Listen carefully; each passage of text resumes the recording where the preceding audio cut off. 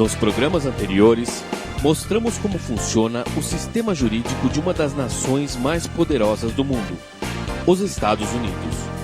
Agora, você verá como a aplicação das leis no Brasil sofre influência dos ordenamentos jurídicos de outros países.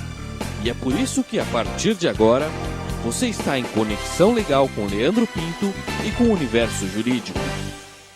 Bom dia! Começa agora mais um programa Conexão Legal. Hoje temos o prazer de receber em nossos estúdios o Dr. Regis Oliveira, que tem um vasto conhecimento em Direito e uma carreira que precede todos nós. O Dr. Regis, entre outras coisas, é deputado federal por São Paulo e é presidente do Instituto Internacional de Direito Comparado, instituto o qual é mantenedor do nosso programa. Muito obrigado, Dr. Regis. Eu que agradeço. Prazer estar aqui com você, né? Essa simpatia toda e o nosso apresentador. Quero te cumprimentar pelo programa. Programa dessa ordem, desse porte, desse nível. Eu já assisti os anteriores e quero te cumprimentar por isso. É um programa realmente de nível. Tomara que o espectador não perca esse programa para poder estar informado sobre matéria jurídica. Obrigado, doutor. Dr. Regis, o nosso tema hoje é direito constitucional diante da globalização. Parece que os países e as legislações se tornam pequenas perto da globalização. O que o senhor teria a dizer a respeito do direito constitucional nesse âmbito?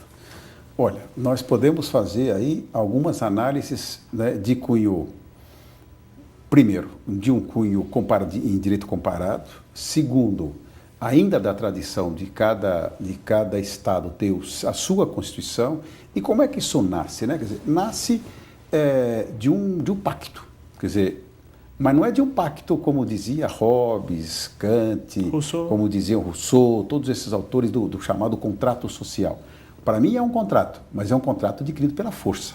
É um contrato que não nasce de uma convergência de sentimentos, ao contrário, ele nasce de um conflito, mas enfim, de qualquer maneira, alguém mais forte impõe o seu texto, impõe o seu pacto, né? Porque você percebe nas normas constitucionais todas a presença dos grupos de pressão.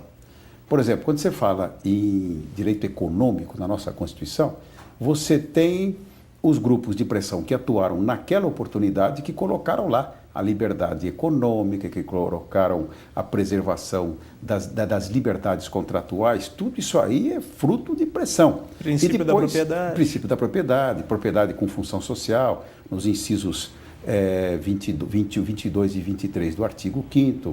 Você pega, de outro lado, todos os direitos trabalhistas do artigo 7º, como também houve muita pressão de entidades ligadas aos sindicatos. Então, tudo isso aí é um jogo de composição, e de pressão e de composição futura.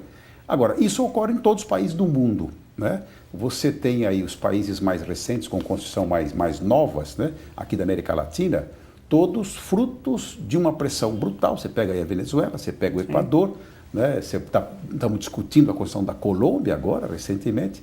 Então, tudo fruto de pressão de novos populismos na América Latina. E, de outro lado, constituições tradicionais, constituições que vêm aí longos séculos, né? Sem nenhum tipo de alteração, ou com alterações pontuais. Então, tudo isso aí forma um grande complexo de pactos sociais. E você tem agora, mais modernamente, na Europa, então, um novo constitucionalismo que dá origem até ao direito chamado direito comunitário, né? Que já é um supradireito ao direito nacional. Sim. Lá você tem cada Estado com a sua Constituição e, acima delas, um direito constitucional comunitário. Sim. Chegou a ponto até de uma bloco. decisão uma decisão do Tribunal do Pacto Europeu determinar a França que alterasse a sua Constituição, e a França alterou a sua Constituição. Sim. Então você tem como é que essas constituições todas convivem? E convivem, né? Agora, eu acho que para ter uma superioridade constitucional, o chamado direito comunitário, acima de todos esses países, nós temos que pensar primeiro nos chamados pactos econômicos, né? Os pactos aduaneiros. Começa por aí, é o nosso Mercosul, que não saiu disso ainda, não cresceu, não foi adiante. O chamado Tribunal do Pacto Andino, da mesma forma, ele fica derrapando, não se consolida. O grande exemplo hoje, em matéria de Constituição, acima das constituições locais, do direito supranacional, realmente tem sido dado e é realmente o direito da comunidade europeia. Sim, o bloco. Do bloco. O bloco europeu. Isso.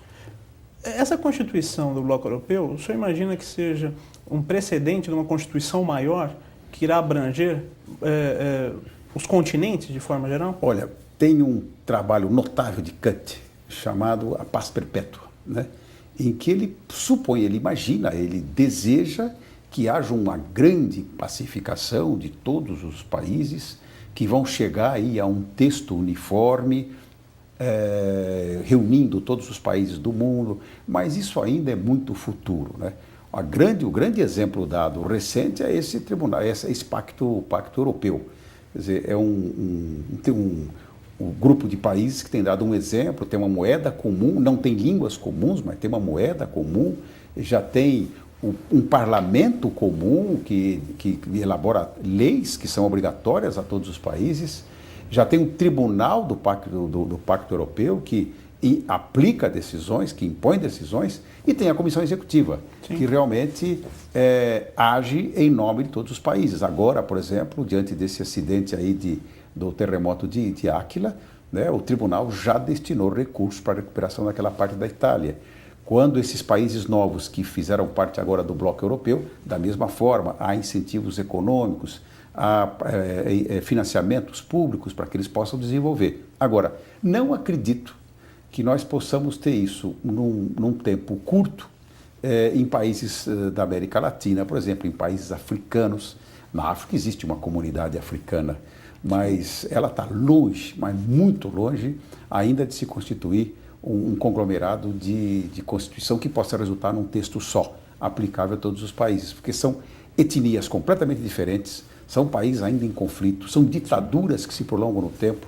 Então, veja, o grande exemplo que nós temos hoje, o paradigma disso é realmente a comunidade europeia, né? Os Estados Unidos tenta alguma coisa ali com México e Canadá no NAFTA, mas é mero pacto aduaneiro. O mexicano não pode entrar nos Estados Unidos, porque senão há uma invasão mexicana lá. Então, veja que, embora possamos falar em interesses econômicos comuns, como nós temos aqui no Mercosul, mas um grande entrosamento e a construção de uma Constituição que pudesse deliberar ou dirigir países ainda diferentes e ideologias diferentes, grupos diferentes, interesses diferentes, ainda nós não temos, não é possível se fazer isso ainda, salvo na comunidade europeia.